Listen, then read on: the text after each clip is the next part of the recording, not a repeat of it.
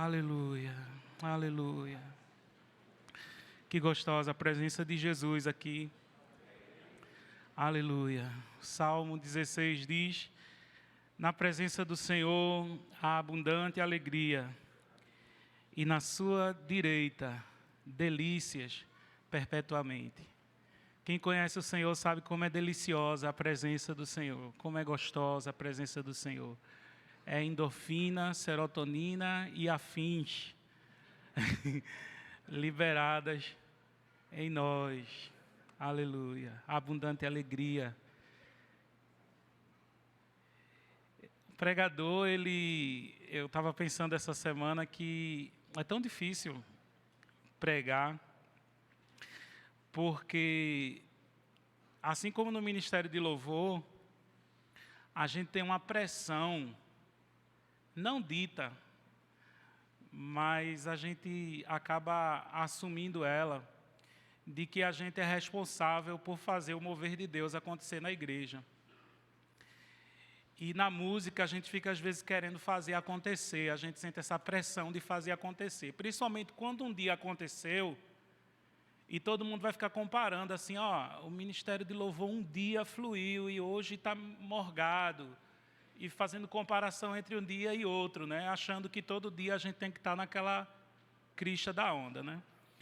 E o pregador ele tem aquela pressão de superar a última mensagem e apresentar uma mensagem mais empolgante do que a anterior, e mais empolgante, ou pelo menos manter a empolgação numa constante, né?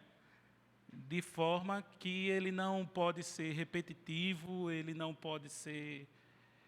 Isso é muito da cultura de consumo do nosso tempo. As pessoas vêm à igreja para consumirem um espetáculo de música emocionante e para consumirem mensagens motivacionais que capacitem elas a voltar na segunda-feira para o trabalho, fazer qualquer coisa, dê motivação a elas a viver. E, para sua infelicidade, o pregador e o ministério de louvor não é Deus. E somente Deus pode te dar motivação para viver. Somente Deus pode te encorajar a viver. E não é dessa maneira que se aproxima de Deus para conseguir alguma coisa dele, principalmente motivação para viver. A gente se chega a Deus pelo arrependimento. Essa semana, a igreja, no calendário litúrgico, comemorou a memória de São João Batista. E o pastor Rodolfo fez um texto tão bonito, colocou no Instagram da igreja, né? Eu amo ser cristão episcopal, por causa dessas coisinhas, né? Que a gente não tem esses escândalos. E ele botou lá aquele texto esclarecedor, onde a gente pode honrar a memória de alguém sem idolatrar esse alguém. Jesus disse que dentre os nascidos de mulheres, ninguém é maior do que João.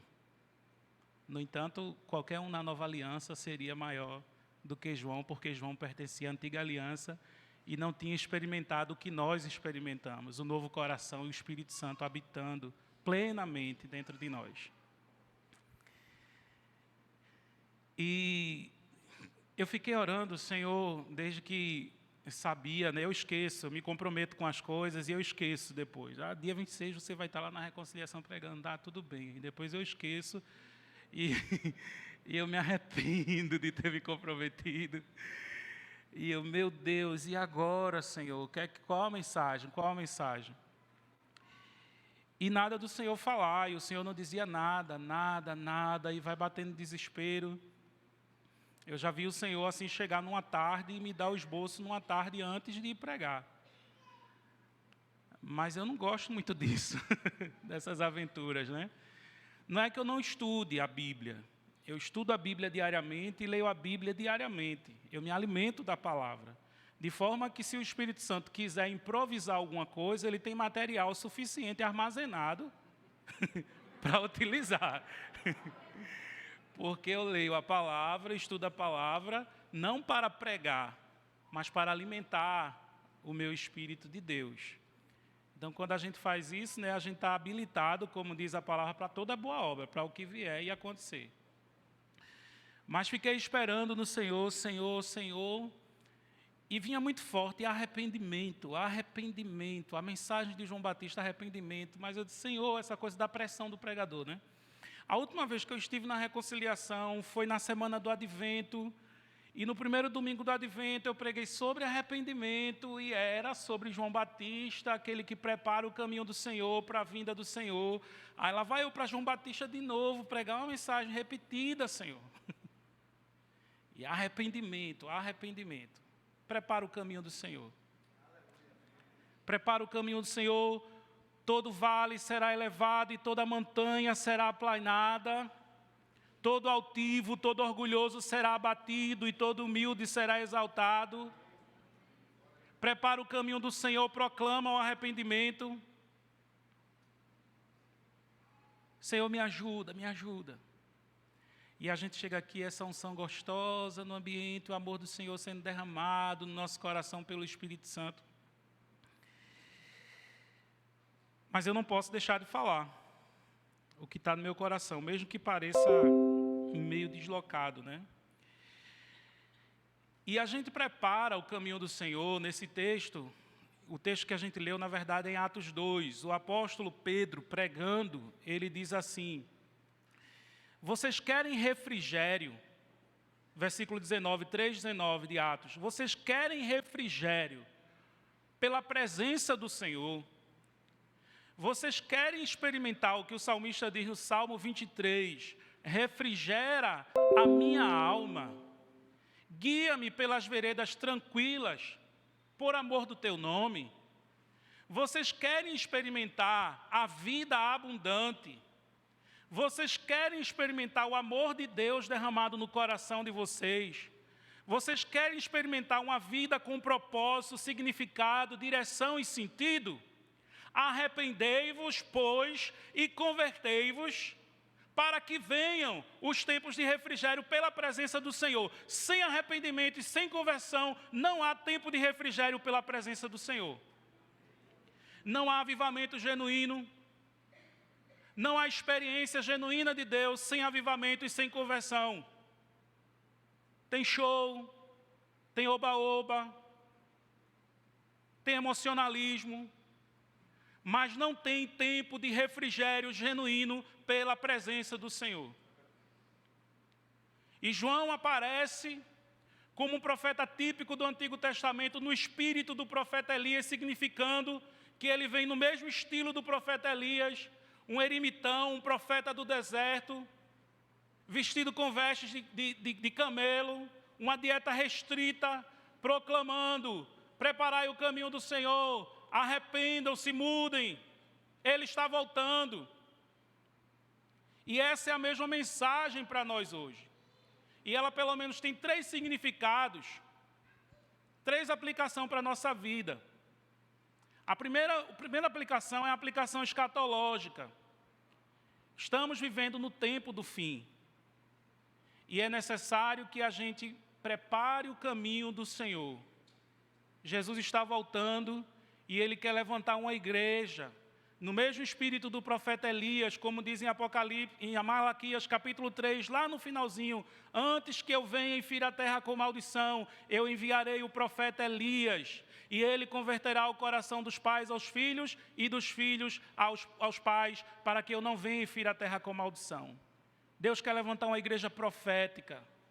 Deus quer levantar uma igreja que prega a palavra plena, o evangelho completo, o evangelho do arrependimento, para que cause conversão.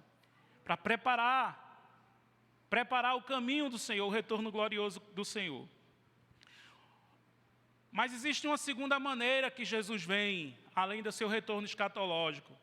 Existe um retorno pessoal de Jesus ao nosso coração.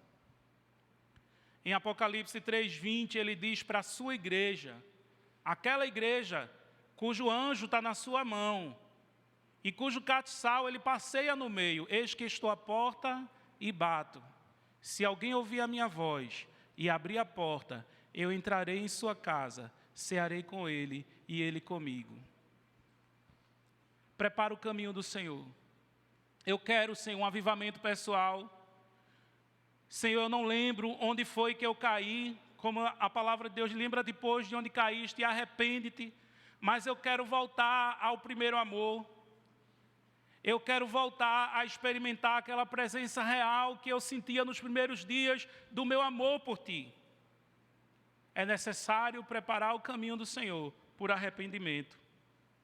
E o Senhor vem de uma terceira maneira a sua igreja, mais do que indivíduos. É o que chamamos de avivamento. É quando Deus visita uma comunidade de maneira sobrenatural. E é necessário preparar o caminho do Senhor. Quando a gente vinha entrando, a gente estava cantando Santo, Santo e celebrando a santidade de Deus. Eu lembrei de uma estrofe desse hino que diz assim: Santo, Santo, Santo, nós os pecadores não podemos ver tua glória sem tremor. Não podemos ver tua glória sem tremer. Mas o que é arrependimento? A palavra grega arrependimento, literalmente, metanoia, significa mudança de pensamento. Mas a gente sabe que uma palavra, não adianta pegar só uma palavrinha na Bíblia e dar o significado dela a partir do grego. Não é assim que funciona. As palavras não ganham significados isoladas. Elas ganham significado dentro de um contexto. No contexto da Bíblia, arrependimento não é só mudança de mente, mas é mudança de comportamento e é mudança de sentimentos. É uma transformação da mente de tal maneira que modifica o homem inteiro. E na minha mente, o que é que eu preciso mudar? Em que é que eu preciso mudar no meu entendimento? Para que eu conheça o Senhor, para que eu tenha uma experiência com o Senhor.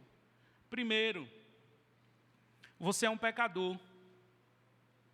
Sim, você é um pecador.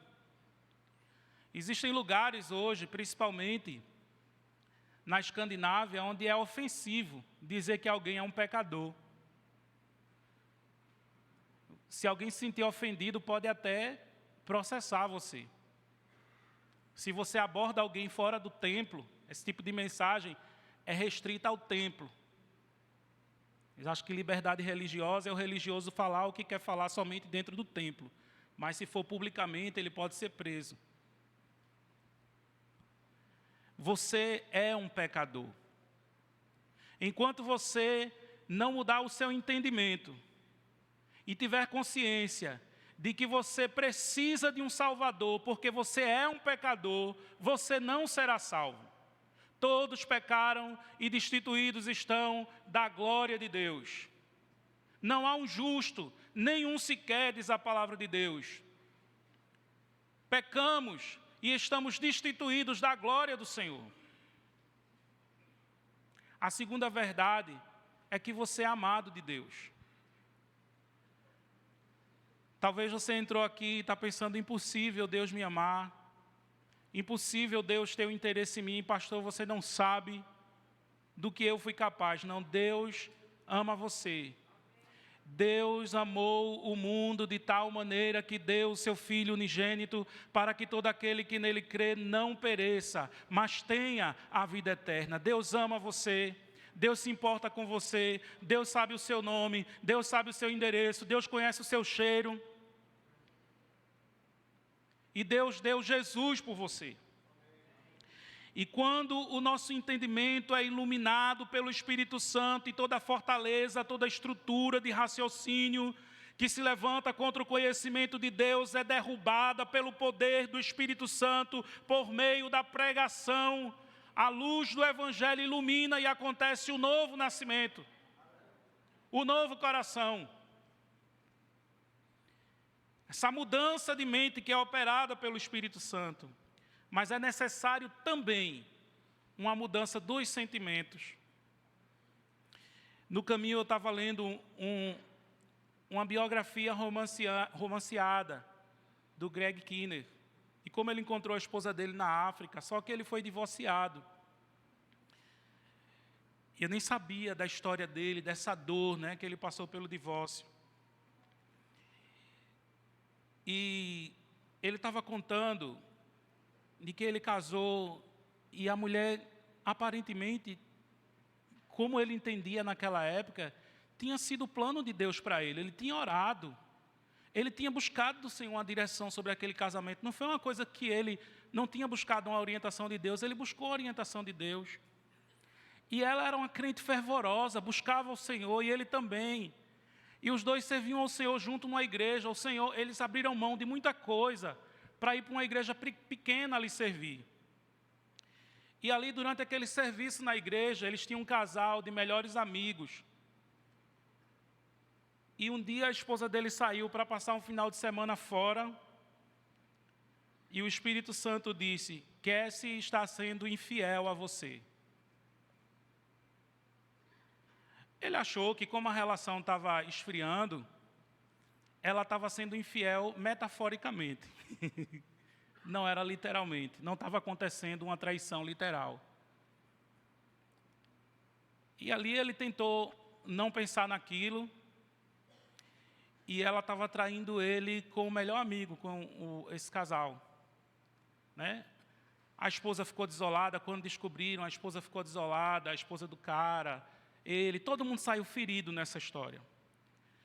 Mas ele ia caminhando e chorando e falando com Deus, ele não conseguiu dormir, angustiado com essa história toda. A esposa disse: eu não amo mais você, eu não quero ouvir o que você tem a dizer, Oswaldo está me fazendo uma pessoa feliz, como você nunca me fez feliz. E aquilo só doía no coração dele, porque dizia: eu amei ela com todo o meu coração, eu dei todo o meu amor. Ela dizia que eu não estava fazendo ela feliz e tal, e ali eu estava dando o meu melhor.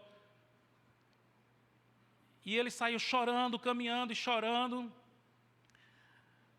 até que o Espírito Santo falou para ele: eu entendo o que você está sentindo,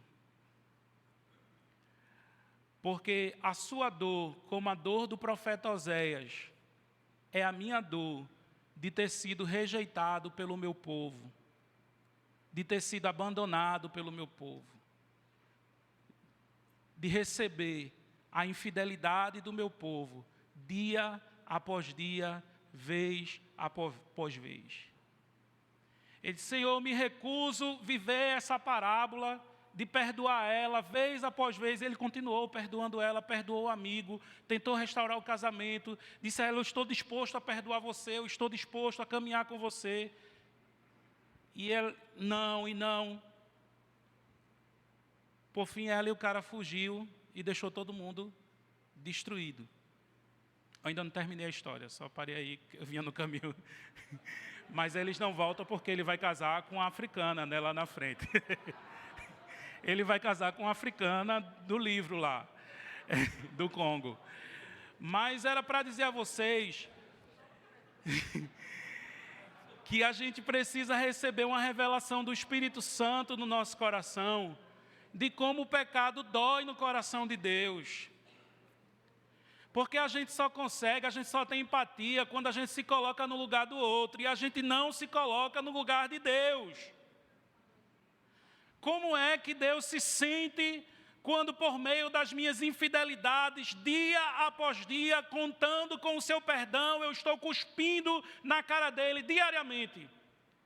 No dia em que essa revelação cair dentro do nosso espírito, do nosso coração, vai acontecer o que aconteceu nos grandes avivamentos. As pessoas gritavam de dor e de choro e de arrependimento genuíno pela consciência de ter ofendido o Senhor. E nas nossas reuniões, isso não é legalismo, isso é a palavra de Deus completa. O contrário disso é que é falsa graça, falso evangelho, evangelho diluído, onde eu escolho da Bíblia apenas as coisas que eu quero e não quero olhar para tudo que está escrito aqui. Deus te ama e te convida ao arrependimento e à conversão. Essa é a palavra completa de Deus. Pare de ferir o coração de Deus. Pare de machucar o coração de Deus. Lembro que de uma história de um psicólogo, ele foi atender um casal e o marido estava chorando por conta de uma traição. E quando ele, com compaixão do cara chorando, foi intervir, o Espírito lhe disse: não intervenha. Por quê, Senhor? Eu preciso ser misericordioso. Ele é um pecador como eu, ele está chorando. O Senhor disse, não intervenha porque ele está chorando porque foi pego e não por causa do adultério. Ele está chorando porque foi descoberto e não por causa do pecado. Remorso. Existe um choro que não é o choro de arrependimento. É um choro de ser flagrado, uma vergonha, um orgulho. Existe um choro de parecer para as pessoas que fracassou, que perdeu, mas não o choro de ter ofendido o coração de Deus, de ter machucado Deus. Porque a pessoa que mais importa em todos os nossos relacionamentos, em tudo que nós fazemos e deixamos de fazer, é Deus. E se vivêssemos diante do Senhor, como disse o profeta Elias, vive o Senhor perante cuja face estou, viveríamos debaixo do temor do Senhor, de não ofender a sua santidade. Então esse é o chamado para o arrependimento, um arrependimento genuíno, que não muda apenas a nossa mente, mas muda os nossos sentimentos e também muda o nosso comportamento. Quando os judeus vão procurar João e dizem assim, o que é que eu devo fazer?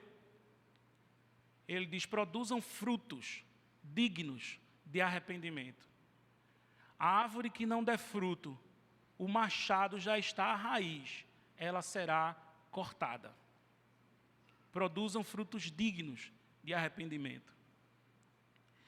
Eu acho engraçado que as pessoas dizem assim, eu não quero João, eu quero Jesus. E Jesus é a chave hermenêutica de João. Eu não quero o apóstolo Paulo, eu quero Jesus. Você sabia que Paulo falou mais de graça, mais sobre a graça, e teve a revelação mais plena da graça do que a que Jesus trouxe nos evangelhos? Que Paulo fala muito pouquinho no inferno, e Jesus o tempo inteiro está ameaçando as pessoas com o fogo no inferno. Não é Paulo que diz, se o teu olho te faz pecar, arranca e joga fora para que você não vá para o inferno. Se o teu braço te faz... Não é Jesus que diz, e o servo negligente será jogado nas trevas exteriores e ali haverá choro e ranger de dentro. Não é Paulo, não. Tudo isso é Jesus. Não é Jesus que amaldiçoa a figueira que não dá fruto. Não é Paulo, é Jesus.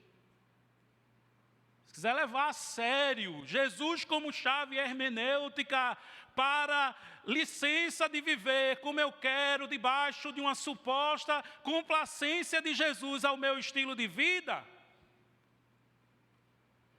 quem lê o Evangelho pegou em bomba.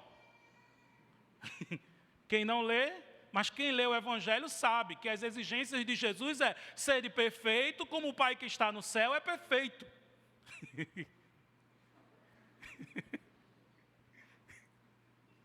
Né? Se alguém bate na tua face, oferece a outra. Se vem até o altar e lembra que alguém tem alguma coisa contra ti, volta-te e reconcilia-te com ele. Ah, eu prefiro o apóstolo Paulo. Né?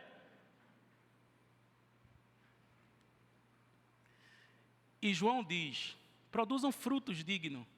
E quais são os frutos dignos? Tem alimento, divide o alimento. Reparte o que tu tem. Que coração regenerado é esse que vê as pessoas passando fome e não abre a mão para ajudar ninguém? É cobrador de impostos, é soldado? Não roube ninguém. Não tire de ninguém. Não engane ninguém. Tem 2 túnicas, dá a outra. E ele começa a apresentar um arrependimento prático, uma mudança prática, aonde eu preciso mudar. E o Espírito Santo está aqui com muita luz, dizendo a você aonde é especificamente que você precisa dar frutos dignos de arrependimento, trazendo uma mudança na sua vida, uma metanoia na sua vida. Depois disso, arrependei-vos, pois, e convertei-vos. Eu ia numa direção, e eu volto na outra direção.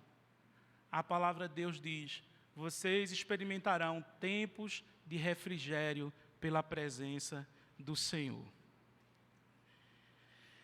queremos avançar como igreja para dentro do rio do Espírito. Amém?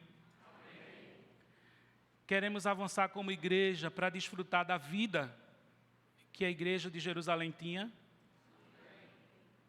Milagres, sinais, dons espirituais genuínos. Vamos começar pelo arrependimento. Vamos começar pela conversão. Concluindo, Ivan sempre diz assim, o que ele aprendeu com Dona Quilza.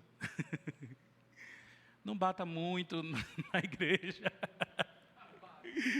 E quando ele começou a pregar, eu dizia assim, irmão, tu bate muito. Tu tem que pregar o evangelho também. Tu tem que dar uma boa notícia, né? Ele dizia assim, porque o povo gosta de mensagem que bate. Que o povo é masoquista, espiritualmente masoquista. As pessoas ouvem uma mensagem como essa e depois elas vão dizer assim, que mensagem? Por que ela diz que mensagem? Porque ela só está pensando em outra pessoa, ela não está pensando nela. Todo mundo aqui está pensando, se fulano estivesse aqui, mas se cada um estivesse pensando, todo mundo estava, meu Deus, que mensagem horrível. Né? Mas como a gente pensa que é o outro, você pode ver, se mensagem que batesse, mudasse a vida de alguém, pega lá no YouTube, Paul Washer, aí você vai ver milhares de curtidas, de likes. Você, David Wilson, batendo pesado, milhares de likes. Aí você vai ver Leonardo Ravenhill, milhares de likes. Todo pregador que bate muito, todo mundo gosta. Mas se aqueles milhares de likes e tapinha nas costas e que mensagem gerasse transformação, parece que pela quantidade de retorno positivo quando tem uma mensagem pesada, ela não reflete a mudança, então tem alguma coisa errada. Isso quer dizer que a gente não está olhando para a gente, está fazendo reflexão, a gente está olhando para o outro. Dom Ximenes diz que Jesus ensinou tão bem os apóstolos a se autoexaminarem, que quando ele disse, um de vós há de me trair, sabe qual foi a pergunta dos apóstolos? Serei eu? A primeira pergunta, claro, depois todo mundo ficou fofocando quem é, mas a primeira pergunta foi, serei eu? Serei eu o traidor? Sou eu que vou negar Jesus? Então, quando você escuta uma chamada de Deus para arrependimento, não pensa assim, poxa, é isso mesmo, essa igreja merece. Não, eu sou essa igreja. Não era bom que fulano estivesse aqui. Não, eu estou aqui.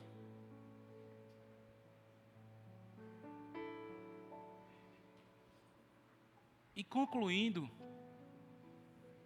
para trazer uma boa mensagem, como aquela história do ovo ou da galinha, quem vem primeiro? Enquanto eu estava meditando, eu dizia assim, Senhor, se os passos para o refrigério na presença do Senhor são arrependimento e conversão, quem vem primeiro? O Espírito provoca o arrependimento ou o arrependimento libera a presença do Espírito? Eu não sei responder. Porque me parece que não há arrependimento que não venha do Espírito Santo, genuíno. Não há conversão que não comece com o Espírito Santo. Então eu creio que nós já começamos nele, pela misericórdia dele, ele está aqui. E ele não está esperando o teu coração pronto, ele quer preparar o teu coração. Vem, Espírito Santo. E onde o pregador não pode ir, e onde ninguém pode chegar, e ninguém pode convencer. Aquilo que Jesus disse a respeito de tu, amigo. Ele convencerá o mundo do pecado, da justiça e do juízo. Caia como chuva agora sobre nós. E nos dê arrependimento. A tua palavra diz que era tarde demais para Esaú, que buscou com lágrimas arrependimento, que não seja tarde demais para nós. Como diz a tua palavra em 2 Coríntios 7, que há aquela tristeza segundo Deus, que não é para a morte, mas para a mudança do nosso coração. Vem molhar os nossos olhos e quebrantar o nosso coração e nos faz voltar ao início de tudo, ao primeiro amor, a conversão do nosso coração.